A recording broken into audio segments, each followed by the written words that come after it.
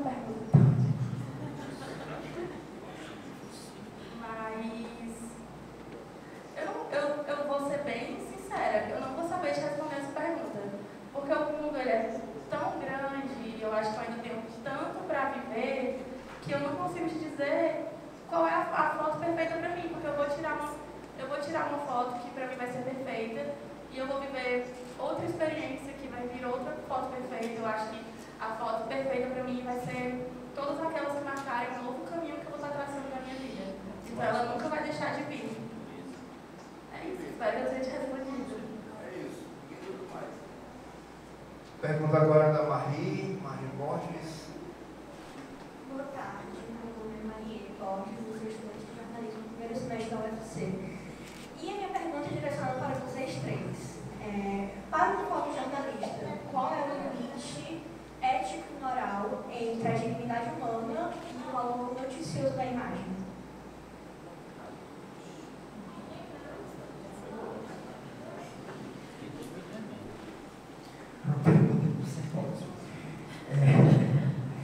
Então, eu entendo que a gente vive num mundo em que esse limite ele se perdeu, né? Isso no mundo em que as pessoas publicam o que quiserem nas redes sociais.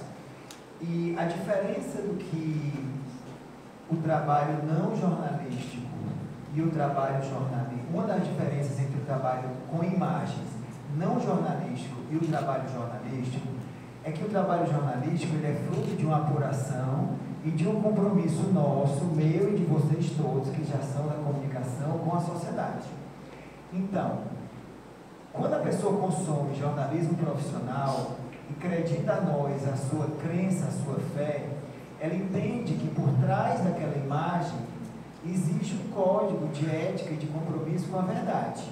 Então, a imagem, para ser publicada dentro de um jornalista, por um jornalista, dentro do jornalismo profissional, ela precisa atender a esses limites que envolvem direito autoral, que envolvem ética, que envolvem respeito à pessoa que vai aparecer, que envolvem o seu compromisso com a sociedade, com a evolução da sociedade, com todos esses valores que, repito, diferenciam uma sociedade que é capaz de filmar uma pessoa atropelada aqui na frente, de um profissional que vai fazer a sociedade refletir com uma imagem figurativa dessa rua sobre a importância de sinais de trânsito e de lombadas. Então, é essa a diferença do compromisso de quem produz imagens com o compromisso jornalístico e de quem produz imagens simplesmente para viralizar, para virar meme e para entrar aí nas profundezas nefastas da internet.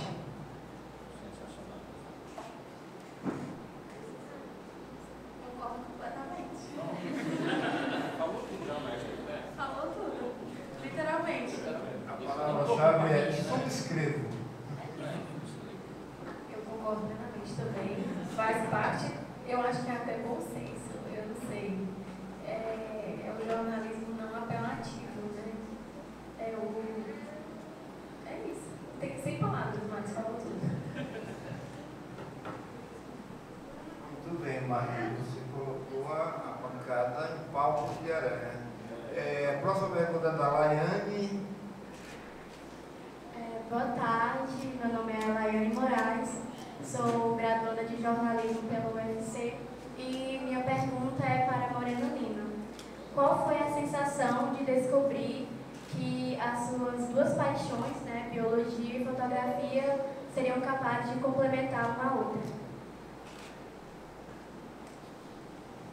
Na verdade, tem sido maravilhoso. Eu ainda estou nessa construção. Acho que ainda não consegui totalmente, ainda tem muito caminho pela frente, mas tem sido uma sensação maravilhosa, porque principalmente o mundo está tão necessitado, né, de conservação ambiental e toda a questão da sustentabilidade. Então a fotografia ela consegue maravilhosamente passar essa imagem realidade que a gente tem de olhar para essa realidade do mundo. Né? Nessa questão ambiental, nessa questão da sustentabilidade, que não é só a gente, que existe, né, para todo mundo, para estarmos vivos aqui, todo o resto precisa estar em harmonia. Eu acho que esse é o meu maior objetivo, usar a fotografia como um meio de falar que a urgência dessa pauta ambiental e que é tão essencial para o futuro da nossa espécie. É isso. Muito bem. É uma Anchieta agora? Anchieta de Carvalho. Pronto, Anchieta de Carvalho, formado em artes visuais pelo IDC e graduando em jornalismo pela UFC. A pergunta são para os três, né? Eu já havia feito a pergunta, mas vocês já responderam. A pergunta é: já pensaram em fazer uma biografia, começar a fazer a biografia, né, da vida de vocês e do trabalho de vocês, para que fique para a posteridade, para que a posteridade possa ter o privilégio, o prazer de saber, né, da vida maravilhosa que vocês estão transmitindo para nós aprendermos? Você foi muito generoso, viu, com a gente. A gente não estava na biografia, não. Mas, ó, um mercado legal para vocês, que eu já recebi convites para fazer, é o de fazer biografias. As empresas, os empresários, cada vez mais as pessoas querem, sobretudo empresários e entidades que têm uma história longa, gostam de registrar suas histórias em livros e contratam, né, jornalistas para fazer. Acho que o professor já fez algumas biografias, não é? Então é uma área também interessante, quem gosta de ler também biografias e de repente se encantar por esse universo, que é bem legal também. Respondendo a tua pergunta, eu nunca pensei em fazer uma biografia, mas acho que antes de pensar se quer fazer uma, eu gostaria de escrever várias. Então, contar histórias, assim como a Morena falou que ela gosta muito de ouvir, é um ouvinte. Eu gosto muito de sentar e ouvir. Acho que por ter sido uma pessoa criada por vó, né? Eu fui muito de sentar e ouvir várias histórias. Então, é uma vontade que, assim como eu também estou aí no lugar de vocês como estudante, ainda quero fazer muito, escrever muitas biografias. Faça as minhas palavras. Ainda tem muito chão aí, quero fazer muitas biografias também. Não, nunca pensei, não. Talvez mais pra frente, mas acho que não. Mas, como o Clóvis falou, isso é um nicho hoje para nós jornalistas, né? Hoje no Brasil, os maiores biógrafos não são historiadores, são jornalistas, né? Fernando Moraes, o nosso Lira Neto, Adriana Negreiro. É porque, gente, assim, o jornalista ele escreve com o jornalista, o Luiz Sérgio Sanz. É porque o jornalista ele tem a capacidade, pelo menos ele deve desenvolver a capacidade de encantar pelo texto. Então o texto ele realmente tem que ser algo não só bem escrito e com informação, mas atraente, né? Que você vai e não consiga parar. E o maior elogio que eu recebo, o elogio que eu mais gosto de receber, quando a pessoa diz assim: como eu não consigo parar de ler até acabar.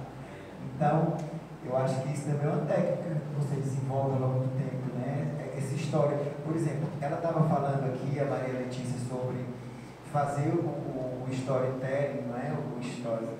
O jornalista, ele olha para uma sala dessa, ele vê uma história, entendeu? Ele vê o começo, ele vê a chegada, subindo a escada desse museu, ele vê a imagem, como é que, né? Eu faço também algumas coberturas para a rede social, e eu, desde a hora que eu chego no lugar, eu já vou imaginando aquela história na minha cabeça.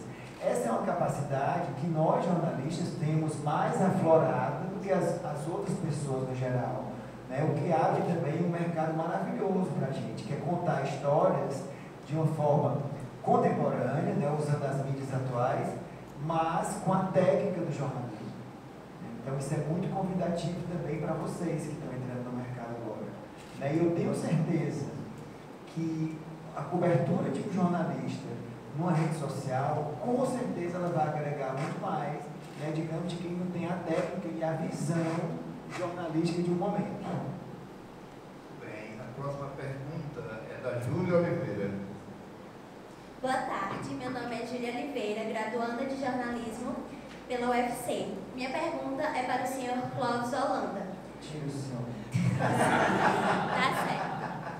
Clóvis, como você vê o cenário jornalístico atualmente? Quais desafios e oportunidades que as novas tecnologias e mídias sociais trazem para o ramo, visto que atualmente as tecnologias têm evoluído, principalmente com a famosa inteligência artificial?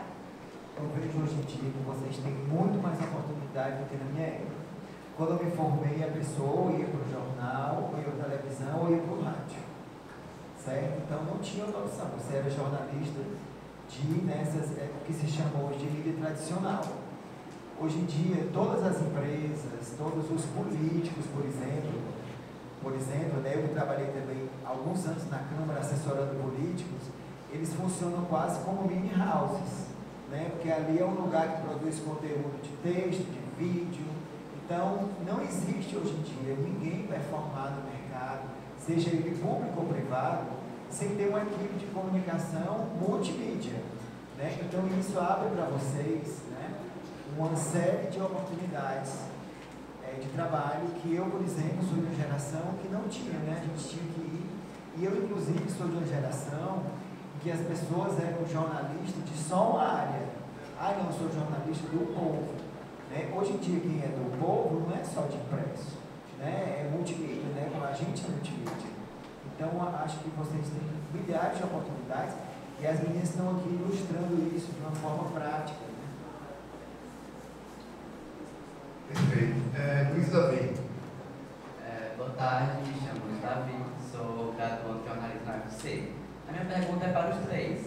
É visto que hoje em dia as inteligências artificiais generativas estão crescendo cada vez mais no mercado, né?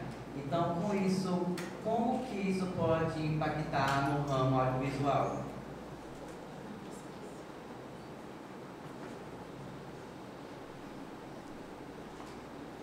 Eu acredito que a IA, hoje no ramo audiovisual, ela pode ser uma grande fortalecedora de processos, mas que ela não substitui ou anula o potencial humano de contar uma história. Então, eu posso ter ali, usar uma inteligência artificial a favor para me ajudar a construir essa história, para me ajudar com processos, edições, etc. Mas, no final das contas, ela nunca vai poder substituir a sensibilidade humana de perceber padrões de comportamento olhando no seu olho. Ela pode observar os padrões de comportamento dos seus dados, mas eu vou olhar para você e eu vou ver a forma que você mexe no cabelo quando conta uma história, na forma que você se movimenta, na forma que você fala mais pausadamente, e aí eu vou perceber como você se sente. Só um ser humano é capaz de olhar para outro e contar uma história dessa forma. Então eu acho que isso, na forma que eu trabalho, produzindo mini documentários, contando histórias dentro do teatro, a IA pode ser usada como uma facilitadora, mas não substitui essa sensibilidade que só uma pessoa humana tem com o outro. Concordo com a Letícia e assim, falando na prática, né?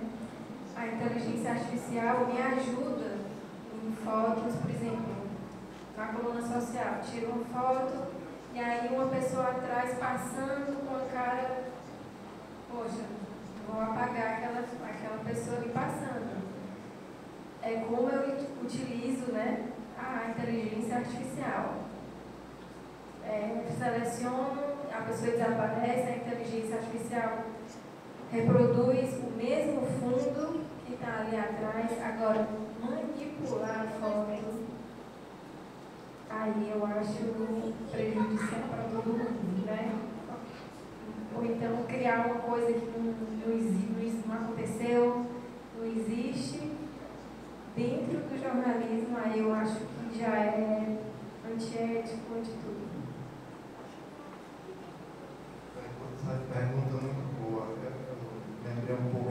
Stalin, quando apagou daquela famosa foto do Trotsky.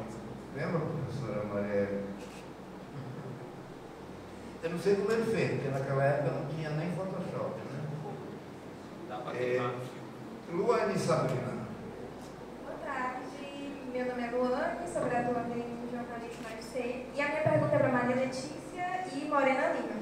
Quais as dificuldades na inserção feminina no ramo fotográfico cearense, né? Tendo em vista que é um mercado bastante dominado por homens, só que nota-se uma crescente feminina nisso. Deixa eu só ilustrar antes de tu responder, porque a Morena trabalha num mundo muito masculino. Eu me encontro com ela assim nos eventos, né? Muitas vezes em ambientes muito masculinos. Eu sempre me lembro, assim, eu tenho filhas mulheres, eu digo, gente, essa menina tem que reagir muito, porque eu imagino o que ela não passa. A gente tem que se impor. E sabe que tem que ser um trabalho muito bem feito. A verdade é essa, né? Tem que se garantir e se esforçar e se impor. Embora acho que melhorou bastante, né? Meus colegas, pelo menos eu sinto esse respeito, né? No começo fica ali meio ressabiado, mas quando a gente mostra o nosso trabalho e o nosso comportamento, né? Que a gente é profissional, que a gente sabe o que está fazendo, e aí eles nos olham igual por igual. Mas realmente ainda é uma luta, né? Eu acho que não usa. E as fontes, os personagens, as pessoas. Ah, sim, Eu acho que a maior dificuldade é mais não entre os fotógrafos, sabe? Eu acho que eu ainda vejo que o fotografado, ele ainda tem um olhar diferenciado. É triste, a gente passa por algumas situações assim constrangedoras, mas é isso, não abaixar a cabeça, não levar para o pessoal e ser como é que se pode dizer? Ser uma peça na luta, entendeu? Aconteceu tal coisa, você se impõe, você mostra, você conversa, você mostra que você é ali profissional. E igual por igual, como todos os outros. E assim a gente vai conquistando o nosso espaço. Não abaixar a cabeça. Bem. Max, sua pergunta. Boa tarde, meu nome é Marcos Holanda, sou graduanda em jornalismo na UFC. Minha pergunta é bem simples, destinada às duas entrevistadas. Quais dicas as senhoritas passariam para graduandos em jornalismo que se interessam por fotografia? Começar, independente, não esperar ter o equipamento mais caro do mundo, não esperar a oportunidade acontecer, fazer você a oportunidade acontecer. Então, você pode começar com o seu celular, com uma câmera semi-profissional, com uma câmera, com a lente que já vem com a câmera. Você não precisa esperar ter o melhor equipamento do mundo para começar a oferecer o seu trabalho de fotógrafo. Quando eu comecei nessa parte mais comercial, eu lembro que eu ofereci trabalhos para pequenas empresas de Fortaleza, pequenas marcas que estavam só dentro do online e que não tinham muitos seguidores, estavam começando e não tinham ainda esse poder monetário de pagar um fotógrafo. E como eu estava começando e precisava criar portfólio, eu também não podia cobrar muito caro. Então eu lembro que eu cobrei um valor baixinho ali e ia até essas empresas, fazia fotos de, não sei se vocês lembram, no final aparece umas fotos de um ensaio, que é tudo bem cor-de-rosa, colorido, e enfim, aquela ali foi uma das primeiras fotos que eu fiz. Era uma marca que estava começando, tinha tipo 100 seguidores no Instagram. E aí eu fiz as fotos deles, usei aquilo ali como portfólio. Aqui. A marca não existia no Instagram ainda, na verdade. Elas estavam lançando esses kimonos. Então a gente construiu toda essa comunicação visual. A gente queria passar esse universo de garotas nos anos 2000. Se eu não me engano, eu usava uma câmera T5 com a lente que vem na câmera mesmo, sem flash. acontecer esse ensaio e aos poucos eu fui construindo esse portfólio. Não ganhava muito, não era para fazer dinheiro, era para construir portfólio, mas fui fazer acontecer, fui atrás dessa oportunidade. Então, aos poucos fui construindo e depois pude usar esses trabalhos para poder oferecer meu trabalho para outras marcas e já ir cobrando um valor maior e aumentando esse valor com o tempo, até chegar em eventos como o Fortal, como o Festival Zeppelin. Então, você vai construindo, você vai dando o seu próprio passo quando você quer começar. Mais uma vez, concordo com a Letícia. Tu falou em T5I, eu comecei com T1I. E hoje, se você tiver só o celular, comece com o celular. Só comecem. E criatividade. Criatividade e resiliência, ter um propósito que dá para começar. Com a tecnologia que a gente tem hoje, dá para fazer muita coisa. Deixa eu só, volta aquele slide da campanha que ela fez. Sempre eu falo, estou conversando com estudantes de jornalismo, sobre a importância da gente ser plural, da gente ter um olhar plural, porque eu entendo que você só consegue se adaptar ao seu contratante, seja ele qual for, a pessoa para quem você trabalha, a pessoa que você entrevista, se você tiver uma mente aberta. Então, assim, o jornalismo exercido com essência, com entrega, com o tempo, a sua identidade se torna uma coisa íntima, porque você se torna realmente um canal de pensamento, de fruição. Então, quando a Letícia faz isso aí, ela reúne uma série de referências que ela traz de filme, de campanhas, de fotos, entendeu? Então, assim, não tem como você chegar e criar, seja rápido, seja com mais tempo, seja com menos tempo, algo de uma hora para outra. Você tem que ter um repertório mental. E repertório mental, gente, é leitura, é cinema e a mente aberta, é estudar. Não tem jeito. Não dá para você viver, digamos, quem quer trabalhar com comunicação, ter uma vida desinteressada no mundo, não dá. Você tem que entender de vários mundos, inclusive os mundos que não têm nada a ver com a sua vida. Produtos, ideias, enfim, lugares, conversas que não têm nada a ver com a sua vida e que talvez você nunca vá nem visitar e nem provar, mas que você precisa ter esse repertório para você entregar para o seu contratante, seja ele qual for, enfim, seja entrevistado, seja como for. Só que me chamou a atenção, o trabalho das meninas tem muitas referências, vocês veem pela conversa delas, o quanto elas são abertas, o quanto elas falam assim, eu adoro ouvir. Ouvir é você guardar os seus interesses para entender o interesse do outro. Então, o grande jornalista, o jornalista que faz um trabalho relevante de entrega, é uma pessoa, como eu comecei minha fala aqui, que abraça a realidade como seu próprio ofício. Então, não existe assim, eu sou jornalista, mas eu só gosto de falar sobre isso, eu só gosto de ler sobre aquilo. Isso não existe.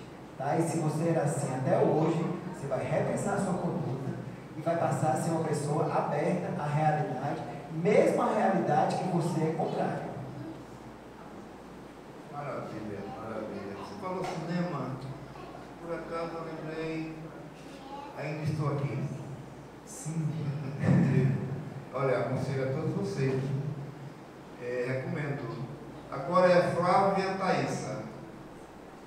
Boa tarde, meu nome é Thaísa Vieira, eu sou graduanda em jornalismo pela UFC. Primeiramente, eu queria agradecer pela generosidade de vocês de compartilhar tantas experiências legais, tão relevantes, ainda mais para a grande maioria aqui que está começando. É muito legal ouvir tudo isso. E a minha pergunta é direcionada aos três, porque como fotógrafos, como sociais, eu acho que isso está muito presente. E um mundo tão polarizado como a gente vive hoje, na realidade tão polarizado como a gente vive hoje, como o fotojornalista pode dialogar com diferentes públicos sem comprometer a criticidade?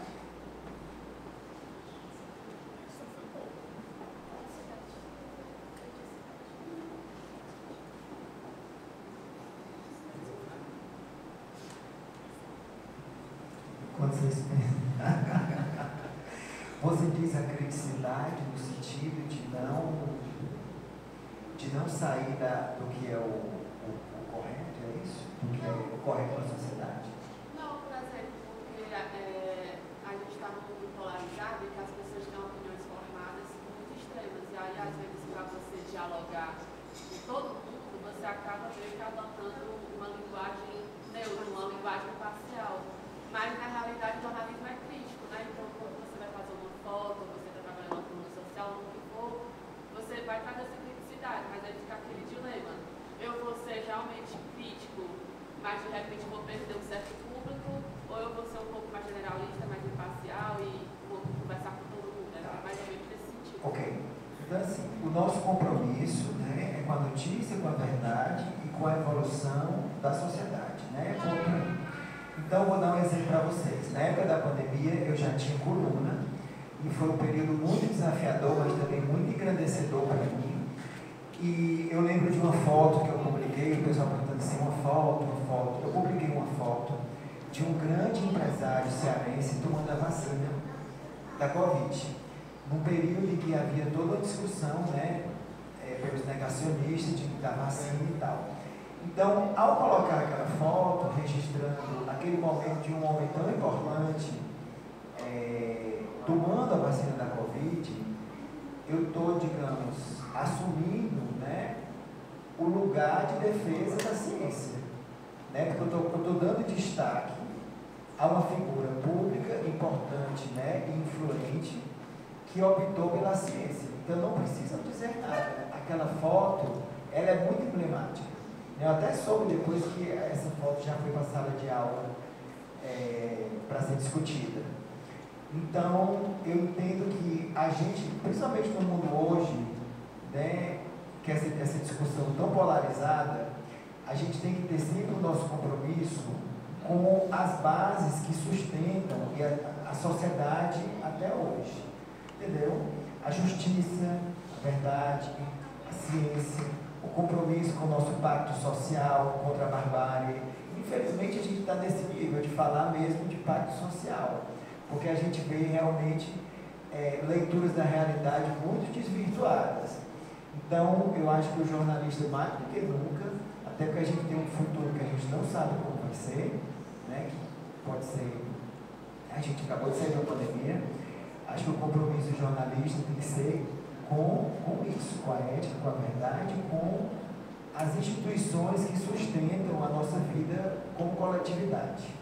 Tá?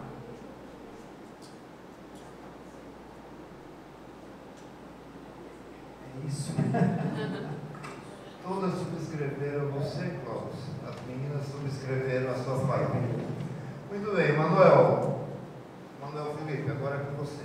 Boa tarde, Manuel Felipe, estudante de jornalismo pela UFC. Minha pergunta vai para o Cláudio Holanda, que eu gostaria de saber que, enquanto apresentador do Pause, o senhor recebeu pessoas de diversas áreas, né? Presidente de clube, padres, empresários, diversos assim. E o que eu gostaria que o senhor pontuasse aqui para a gente existe uma fórmula, existe aí um ponto comum entre todos eles que ajuda a desenvolver a narrativa, porque você precisa ali, tem que extrair o máximo, né, de cada um. Então, como é esse processo? Pois, como você mesmo falou, já trabalhou com muitas áreas, né? Então não é um nicho, não é um foco, não é especializado. Então, como é que se dá esse processo para criar ali o programa?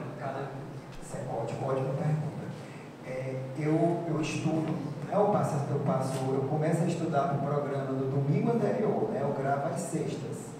Eu escuto muito podcasts especializados sobre a área. Então eu começo a estudar o assunto e o personagem ou o tema no domingo anterior. Eu já começo a ler sobre aquilo. Na hora da entrevista, e eu acho que isso aí vale para vocês para o resto da vida, eu tento me colocar no lugar de quem tem aquele problema, de quem tem aquela dor, de quem tem aquele desafio. Então, por exemplo, eu durmo super bem. E um dos programas que eu fiz de maior audiência foi sobre insônia. Certo? Eu levei 2 grandes neurologistas aqui especializados em insônia.